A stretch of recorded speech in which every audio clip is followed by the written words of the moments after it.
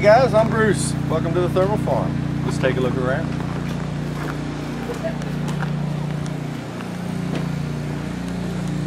We don't always have beer at the thermal farm, but when we do, it's 2 microbrews.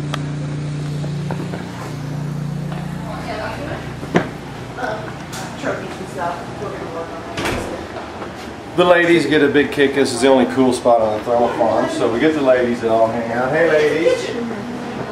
Yeah, happy. And the design input, Christine. The design. I'll grab it. You need to put your knife. No home tour is complete without a refrigerator view. Yes, I And that's enough of that. Doesn't matter. Dr. This Pepper. makes you fly. No, no, no. A big red. Yes, Big red makes you fly. even more hardcore. Exactly right. We like to keep it tidy, keep the riff crap out of the fridge. There's cutting board right down here. Right here. Right back here. It's a little activity when we've got a contest going on. So this is headquarters. We've got Tony doing our trophies and getting the layout for everything going. And we're going to have some happy skies at the end of the day Sunday. Johnny King. The thermal farm and the Bruce works because of this fantastic barbecue and this cantina that Johnny King sets up. Johnny and his wife have been cooking.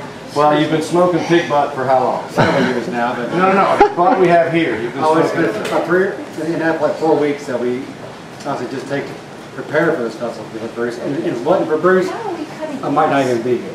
But it's for the Bruce is why we're here doing this festival. Yeah, Johnny's It's all fun, no monetary value. It's a great time being with people. He makes a mean pulled pork sandwich. You can tell. Well, first. So let's go up where the action is.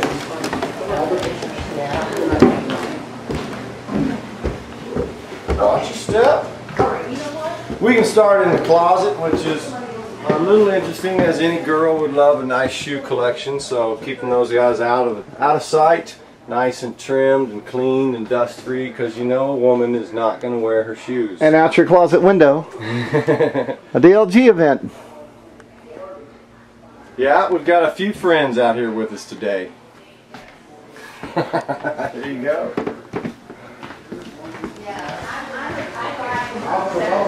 So we've got some guests in this week. We keep a nice simple little guest room. And last year the Swedish guys came and stayed, and a couple weeks before the contest I had to do a bunk bed because I know those boys like to bunk it up. So this time I've got somebody from Seattle and somebody from San Diego, and of course if you camp at the thermal farm you get to use the showers. So we've got a lot of traffic that comes in and out and gets some showers. Sure. Now there is a shower that doesn't see too much use. And that's the master shower. We'll get to that one in just a second. Big bedroom with the little DLG memorabilia. This DLG is the last one. I used to fly for Denny Mays Poke Aero Works, and that is an XP5, number 13, which means it was the 13th one. I broke a lot of DLGs. I still do, not as many. But that one got retired, and then I moved on to the Polaris. Those guys made that one special for me as an award. I won a nice big event for them, and when I saw them at the German Open, they presented me one that's got a little gold leaf on the tips. Oh, very nice. It's broke, but it's glued back together. So this is a shower that doesn't... Oh, I lost you for a second. This is a shower that doesn't see too much action, but you're welcome to walk on in there. It's probably the best view of any shower you've ever seen. Oh, it's cool in here too. Very nice. Everything, there's a good view everywhere. Yeah, no window dressing. Well, we own the view, so there's nothing we need to keep from looking in. And speaking of good views. Yes, this is why they call it a master bathroom. So here's the urinal. And then there's the view. And because I built this house myself, this is built to spec. This one fits the Bruce. So I can get a good lean on and check out what's going on through the day. That's great. Well, I think that's about the extent of the house. The real activity at the Bruce is outside, so we'll get back to some outside action.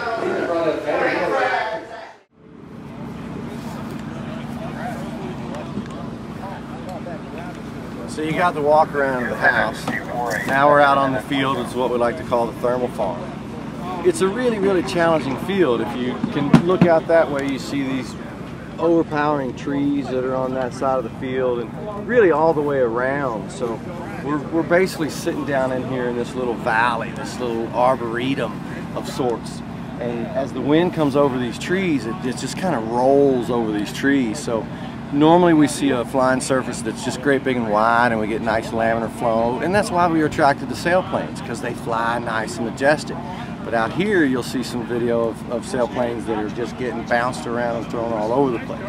As the air comes over these trees, it's actually coming from these in front of us, but we can gesture that way. As the air comes over those trees, it's going to roll. It's going to come rolling across this field, so we have these big turbulence. It looks like white water, if you would imagine water coming down the rapids. So if you're below these tree levels, it's really, really challenging. You get bounced around quite a bit. And then as thermals get above the trees, we still see them as really violent balls that are bouncing around. So airplanes get pitched over to the side and corrected, and it makes for really challenging conditions. And right now, middle of the day, it's really hot. Thermals are strong, but the sink is really strong, and these guys are getting pounded. So it's 50-50 of going up and coming down at this point? It seems like it's about 60-40, and the 40's going up, and the 60's pushing you down. Somehow that one works out that way, but it certainly feels like it. Gotcha. So we're getting ready to go out, a round's going out. I believe we're still on the 3 flights of 6, so it's a 10-minute window. You've got six throws, and your maximum flight time is going to be 6 minutes for each one. So everybody's going to be launching right here at the buzzer as we kick off. They're going to be looking for a 3-minute flight. 7, 6, 5, and they're going to get 6 chances to try to do that. 2, 1. The wind direction right now is blowing towards what we like to call Death Valley. Because of the way that the thermals roll, look at that guy, you're good. You got pounded. That was some bad sink that he flew through. But as the wind rolls out towards that edge, that corner, we see the roll goes downhill just like water would. So you get these rollers that come over there and they just beat you up. It makes it pretty challenging.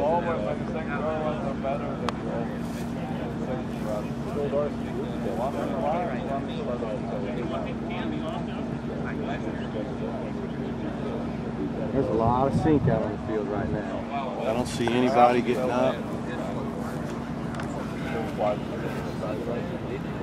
And this is really tough in this round if you don't find lift, because you can only throw your model 6 times. And then you're shooting for a maximum amount of time in those 6 throws? 3 minutes is your maximum flight. So you want 3 and get on the ground, and 3 more. You want to do 3, 3, 3, and then you've got an extra minute to spare. That'd be ideal.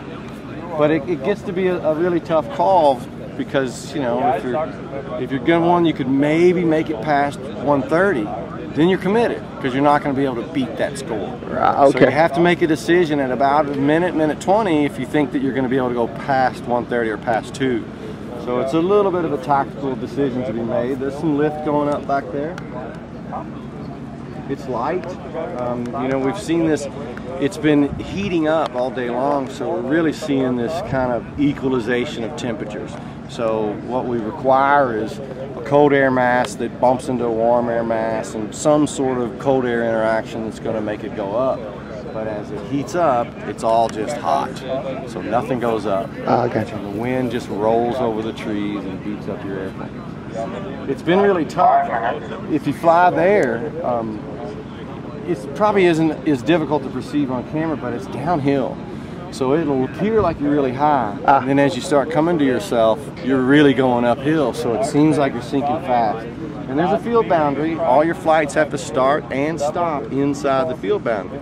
So if you don't make it back, all the effort is for naught. It doesn't count.